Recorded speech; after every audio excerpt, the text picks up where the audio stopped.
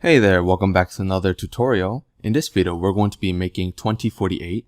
So for those of you who don't know, 2048 is basically a sliding number game. And so you have this board and basically you can slide left or right, up or down. And the numbers that are equal to each other, when they touch, they merge during that process when you're sliding the numbers. So if I slide to the right, these 8 will merge and these 2's will merge. So you can see now we have 16 and 4. If I slide up, the 2's will merge. And the goal of this game is to merge the numbers until you get 2048. Now, this game is actually quite difficult, and you'll be surprised that it's a lot easier to code the game than to beat the game. Okay?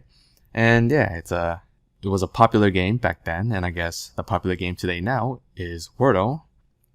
Speaking of Wordle, I do have a tutorial on how to code Wordle for beginners in HTML, CSS, and JavaScript, and it is part of my web projects tutorial series. So my 2048 tutorial will also be on this playlist, and I'll also be making more videos every week.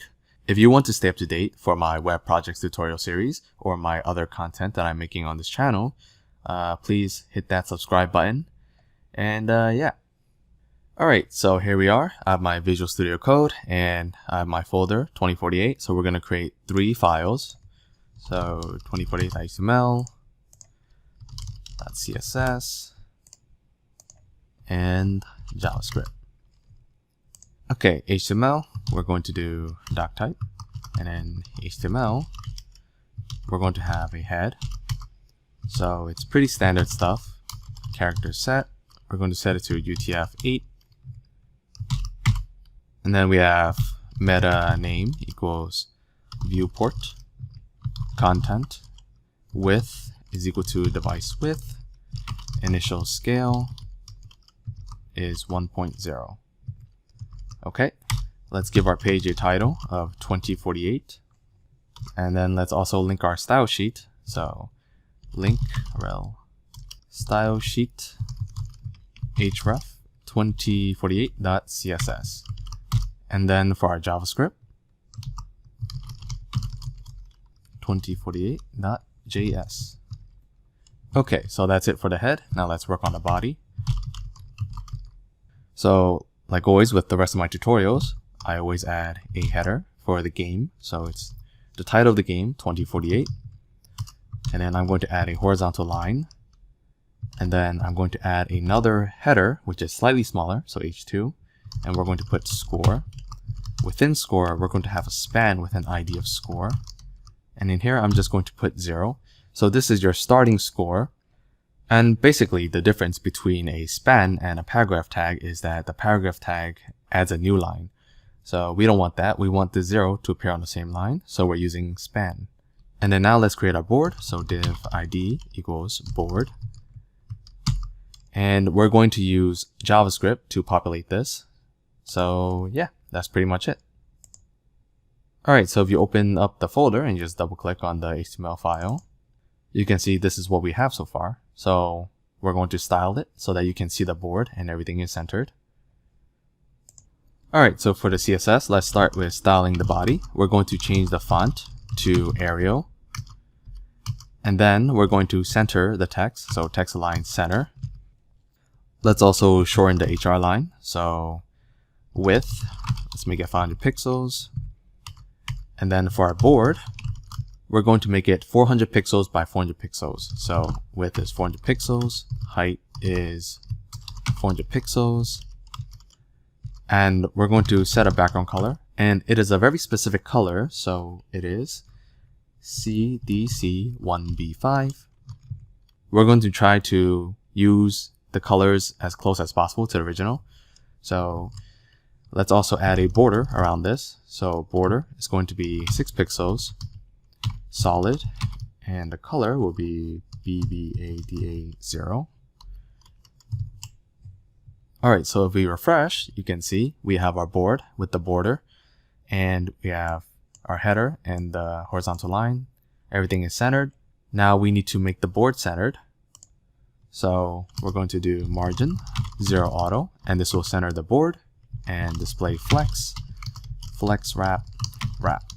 So these two lines will make sure that the tiles we put in our board div, they will go inline. So we'll have 4 in each row instead of stacking one on top of each other. Alright, so time for our tile class.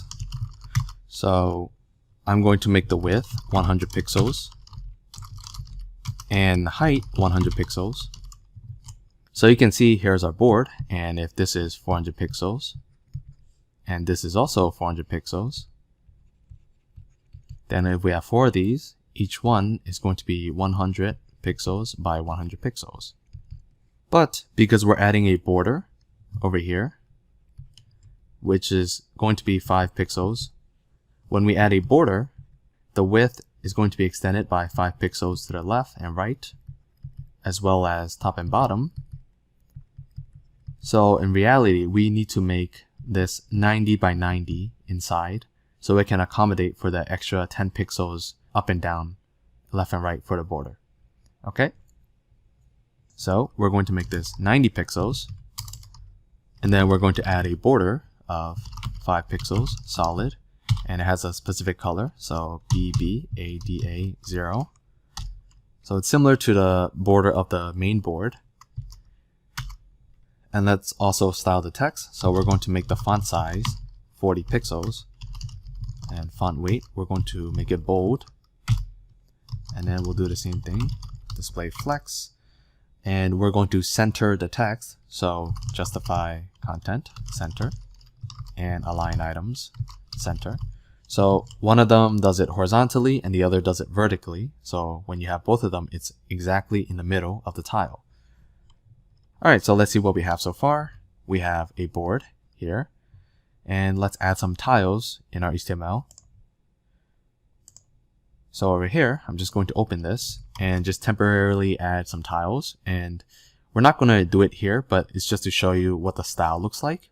So div class tile, let's put 2, and then div class tile. Let's make this one 4, and let's just put one more tile, make this one 8.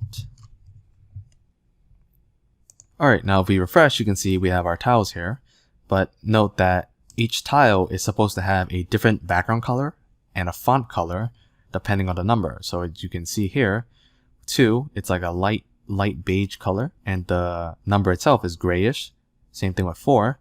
But with 8, you have like a brownish background color, while the font is white. So we need to style that as well. So to style that, we're going to add an extra class for each specific number tile. And because you can't have a class name of just numbers, we're going to put an X. So X2 means that the tile is tile 2, and it has a specific color. So background color is going to be EEE4DA, and the font color is going to be 727371. So this is a grayish color, and we're going to copy and paste this and do the same for X4. So X4, the background color is ECE0CA, and then let's add X8. So the background color for that is a brownish color, so it's F4B17A. And then the font color is going to be white. Alright, so let's save this and go back to our HTML and add the classes. So to add multiple classes, you just need to separate them by space. So this will be tile X2. So it'll have both styles applied to it. And this one X4, X4, and X8. So let's save, and if we go back, we can see we have our different colors. Alright, so we need to add the rest of the colors from 16 all the way to, I don't know, whatever the largest number in the game is. So I'm just going to quickly cut the video and add the colors, and then I'll go back and show you what I've done. Alright, so we're back, and you can see I have all the colors. So we have X2, X4, X8, X16, 32, 64, 128, 256, 512, 1024, 2048, 4096, and 8192. Now, the game can go past 8192, but every tile after that, that is any tile that is bigger than this number, will just have the same color of some reddish color. Alright, so hopefully you got the colors down. I'll also copy and paste this into the description below just for your convenience. And yeah, so I'm going to get rid of all these tiles because we're going to use JavaScript to do it.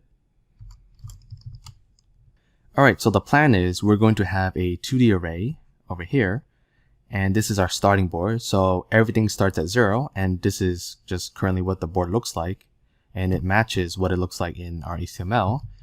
So every board has a row and column. So this is row 0, row 1, row 2, row 3, and then we have our column 0, 1, 2, 3. So if I want this one, this is board of 1, 2. And if I want this last one over here, this is board of 3, 3. So the idea is we're going to assign each tile an ID, and that is going to be their indices. So this one over here is going to have an ID of 1-2, and this one over here is going to have an ID of 3-3. So when we make any changes to the board over here, where we slide the 2D array around so that we can merge the numbers, we're going to go through each number in the board by their IDs or by the indices, and we're going to figure out where to apply the changes for which tiles based on their ID. So when we merge these two 8s over here, and one of them becomes a 16, we're going to change this one, which is at board 02. We're going to update the tile at ID 02, which is this one, and we're going to change the text to 16, and we're going to apply the style class of x16. Okay? Alright, let's create a board. So var board, and then we're going to have a score variable so we can keep track. And rows, we have 4 of these. Columns, 4. Okay, so window.onload equals function. So when the page loads, we're going to call a setGame function. And let's define that here. So setGame. So let's first define our board, and it's going to be, let's do it like this, 0, 0, 0, 0. So it's going to be all empty. So let's do this and copy and paste. Okay, so we have our board now. Now let's iterate through the rows and columns. So for let r equals 0, r less than rows, r plus plus. For let c equals 0, c less than columns, c plus plus. We're going to create a new div. So let tile is equal to document dot create element div. So what this does is it just creates a div tag like this. And then we're going to set the ID to r.toString plus dash plus c.toString. So it's going to set the coordinates that correspond to our board over here, and then it basically adds an ID like this. Okay? And then we're going to get the number from the board. So currently the number, they're all zeros. So, but I'm going to change them around so that we can test the sliding, so that we don't have to play through the entire game to make sure the sliding works. So let num is equal to board of RC, and then I'm going to call an update tile function that applies the styling. And normally I wouldn't need to create a function for that. I would just directly do it here, but because we're going to move the tiles around, we need to update the style every time we slide the pieces. So that's why it's easier to use a function for that. So this function will be called multiple times. So update tile, and we're going to pass in the tile and the number. So let's create a function here. Update tile, tile num. We're going to first set the inner text. We're going to make it empty. And basically this is just clearing the tile. Afterwards, we're going to update it with the number that we passed in. And then we also clear the class. So class list.value is equal to nothing as well. So this will clear the class list. And the reason we're doing this is because we don't want tiles to have multiple classes. So we don't want it to be like tile x2, x4, x8 like that. And then if we move it around, maybe it slides away so that it no longer has a number, then we need to clear this. So we have to clear it like this. So now let's add the tile back. So tile class list, tile. And then now we need to make a check with the num. So if num is greater than 0, so any multiple of 2, then we decide what style class to apply. So first, we need to set the inner text to whatever the num is. So it could be 2, 4, 8, 16, and so on. And then we check. If the number is less than or equal to 40, 96, as you can see, we have our style classes here, x2, x4, x8, and all the numbers up to 4096 have their own specific color. And any number greater, so 8192, or whatever is double of that, we always set it to this same red color. Alright, so over here, we're going to say tile.classList.add, and it's simply x plus num.toString. So it's going to add this style class, x plus whatever, 2, 4, 8, and else we set it to x8192. Okay, so this update tile function is going to just call this, and it'll update the numbers and the style class in our HTML. Now we need to add this tile div tag to our board. So document.getElement by ID board append tile. So now if I refresh, you can see we have all empty tiles. So we have 16 of them. And if I change things around, so if I put a 2 here, maybe a 4 here, 8 underneath, 32, 16, and I refresh, you can see we have our tiles here. Alright, so now what we're going to do is we're going to implement the logic that will slide the numbers around. So let's just comment this out, copy and paste that here, and we're going to do 2, 2. So the first 2 rows, I'm going to set them all to 2s. And then afterwards, let's do 4, 4 here, and then 8, 8, 8, 8 here. Okay. So this is what our board will look like. Alright, so this is our board. Now let's move the numbers around. So we're going to move the numbers around using the arrow keys. So up, down, left, right. So I'm going to do document.add event listener. So it will listen for a key up.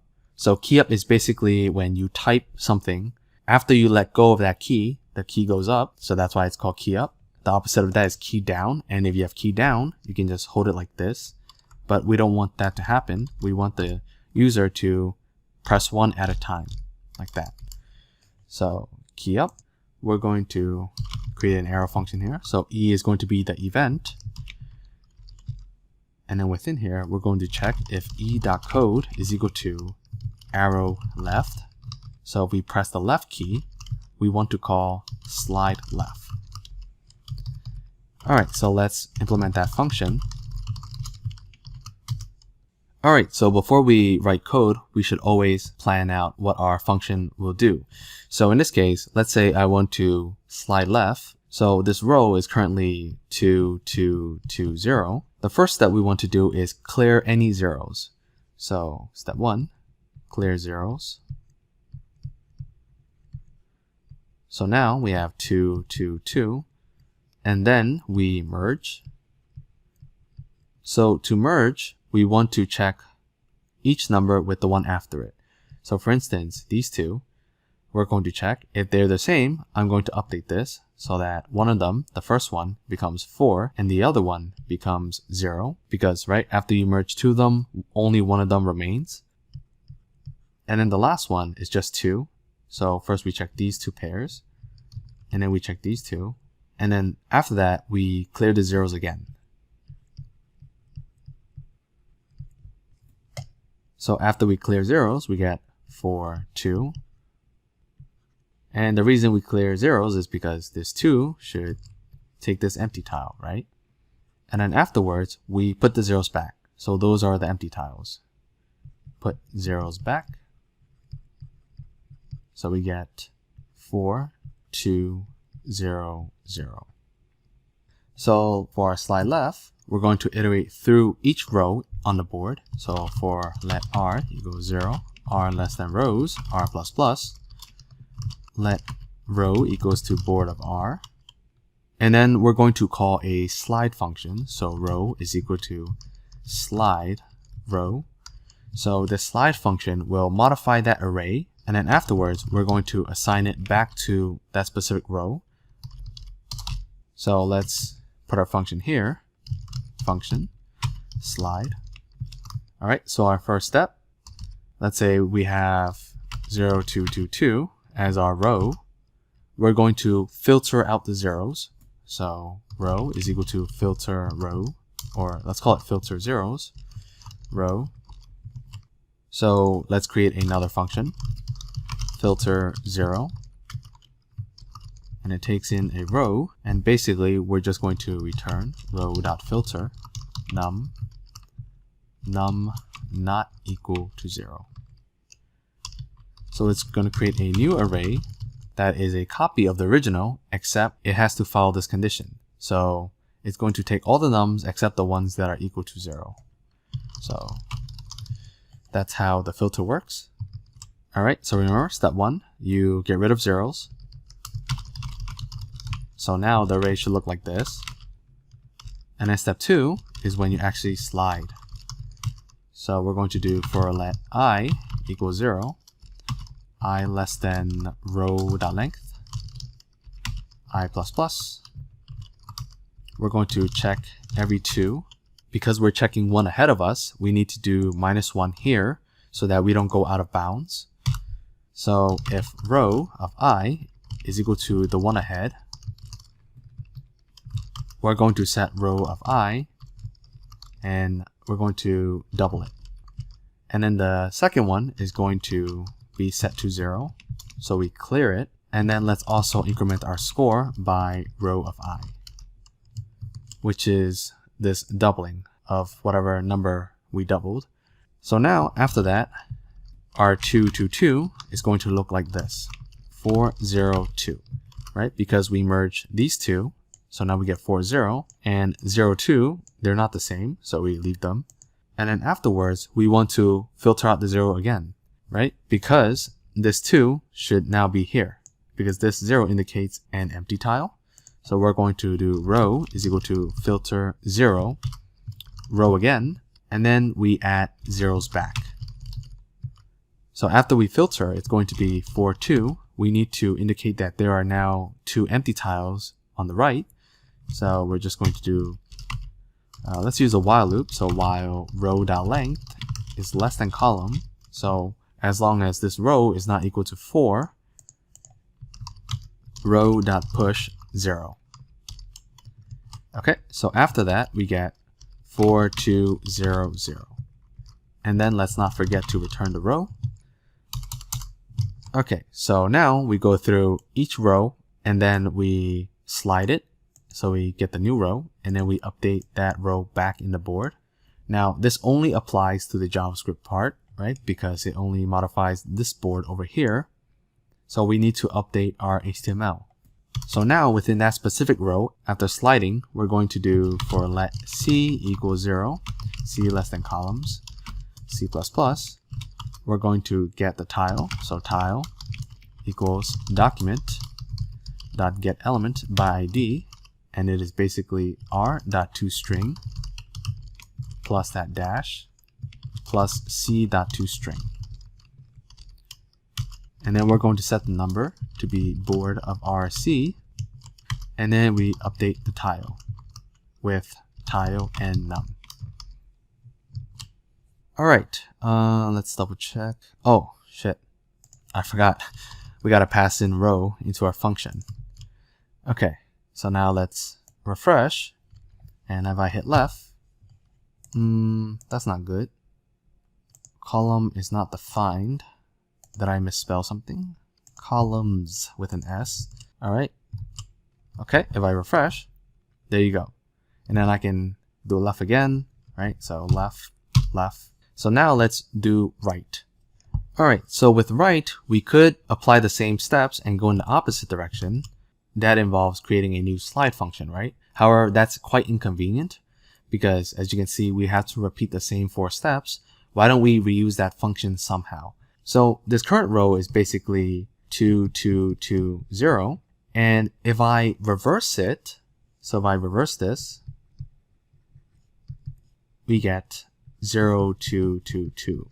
So you see where I'm getting at? If I reverse it and then I slide left, technically I am sliding right.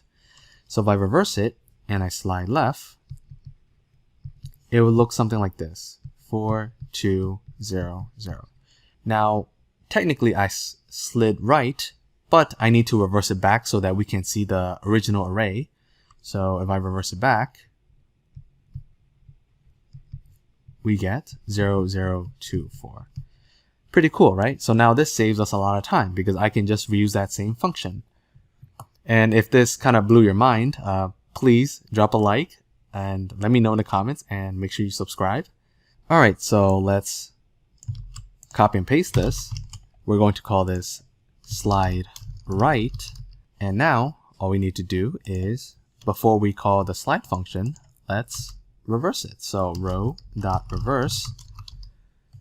And then afterwards, before we update our board, let's reverse it again. Okay, let's save that. And now let's add it to our event listener. So let's copy and paste that, put an else here. So if it's arrow right, we're going to call slide right. All right, so that was pretty quick. Let's go check. All right, now if I refresh and I slide right, you can see it slides right. I slide right again, and then I can slide left, right.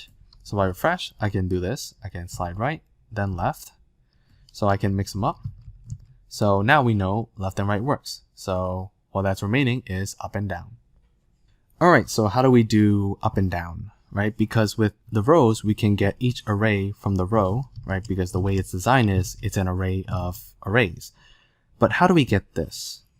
Well, it's pretty simple. We just create a new row and we do something like a transpose. So if this is 0, 1, 2, 3, and this is 0, 1, 2, 3, what we can do is, instead of doing it like this, we can view it like this.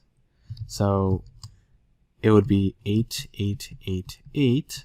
So this 0 goes here, this 1 goes here, 2 goes here, and 3 goes here. So we create a row out of this column, and then we're going to just slide left, right? Because if we slide left on this row, it is technically sliding up. So after we slide left, we should get this result of 16, 16, and some zeros at the end. And then afterwards, we just fill it back in. So 16, 16, 0, 0. Okay, so we're just transforming each column to an array. We're transforming it to a row, and then we're just reusing that same slide left function. Okay, so let's do function slide up for let c, right? Because columns equals 0, c less than columns, c++. We're going to create the row. So let row is equal to board 0, C, board 1, C, board 2, C, and board 3, C. And then afterwards, we just need to slide it. So row is equal to slide row. And then after that, we need to assign each column back the values of the row. So board of 0C is going to be row of 0. Board of 1C is going to be row of 1. Board of 2C is going to be row of 2. And board of 3C is going to be row of 3. And then let's not forget, we need to update the rows and columns from our HTML. So we're just going to copy and paste this and plop it here. And then we need to change this so that it is R. So this will be rows, and this is r++. And yeah, that's pretty much it. So let's take this and call it when we press up. So over here, else if e.code is equal to arrow up, we're going to call slide up. All right, so let's refresh. And then if I slide up, you can see the numbers go up. I slide left, I slide right, I slide left again, and I slide up. Okay, so that's how you slide up. Now, what about sliding down? Well, if you are quite clever, you might realize that I'm just going to do the same step, but I'm going to reverse the row. And actually, before I do that, you can see here we have the same numbers 0, 0, 1, 1, 2, 2, 3, 3, and it corresponds to the row numbers here. So I can just comment this out and just do it here. So board of RC is equal to row of R. All right, so for sliding down, all we need to do is just copy this and paste it here. So now we have slide down, and you already know, you just reverse it. So row.reverse, and then you do row.reverse again. And then let's not forget, let's add a click handler. So if e.code is equal to arrow down, we call slide down. All right, so I slide up, I slide down, I slide up, I slide down, left, right, left, down, left. All right, so now that we have all the movements implemented, now we just need to start the game. So the game starts when you have a board of 2 2s, and then you just move them around, and every time you move, we add another 2. So let's comment this out, and let's put this back in. All right, now it's empty. All right, so with an empty board, we need to have 2 tiles with 2s in them so that we can start the game. All right, so over here, let's implement it. Function set2, and I'm going to have a bool. So let found is equal to false. And what this boolean does is every time we move the tiles up, down, left, or right, if there's an open tile that is empty, we're going to call this set2 function. So this found is going to be used in a while loop. So while not found, and we're going to get 2 random indices for row and column, and we're going to check, is this spot empty? And if so, we're going to place a 2 there. So in the beginning, all the spots are empty, but as you play through the game, we still need to check for this kind of condition. So if we don't, it's going to randomly just replace one with a 2 like this, or it might go through an infinite loop. So we need to account for that. So while it's not found, let's get a random RC value, so row and column. So it's math.floor, math.random times rows, and then the other one is math.floor, math.random times columns.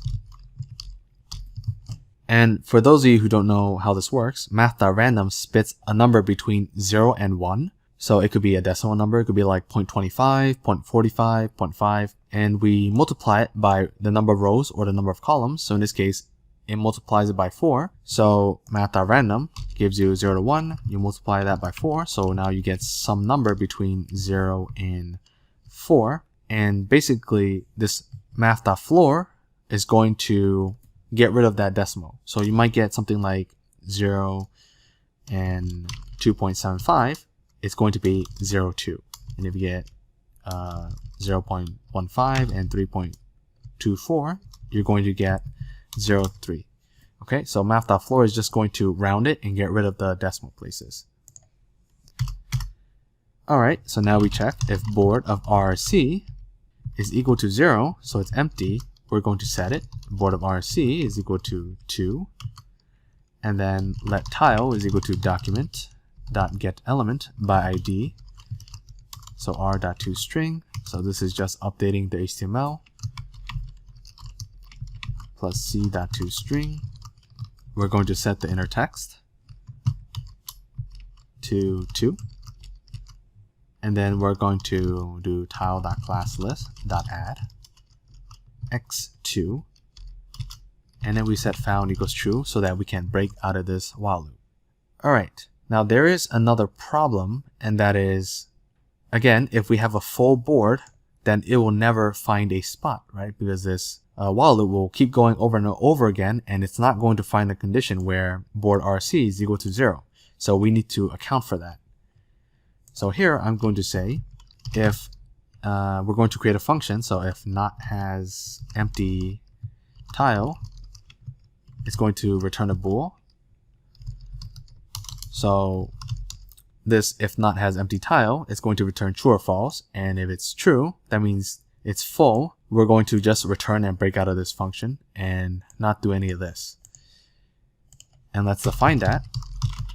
So function has empty tile, and we're just going to loop through the board. So for let r equals 0, r less than rows, r plus plus. For let c equals 0, c less than columns, c plus plus. We're going to check if board of rc is equal to 0, return true. Otherwise, we return false. So it's going to return true the moment it finds an empty tile. After we create a board, we're going to call this function twice, right? Because you set the 2 tiles twice to start off the game.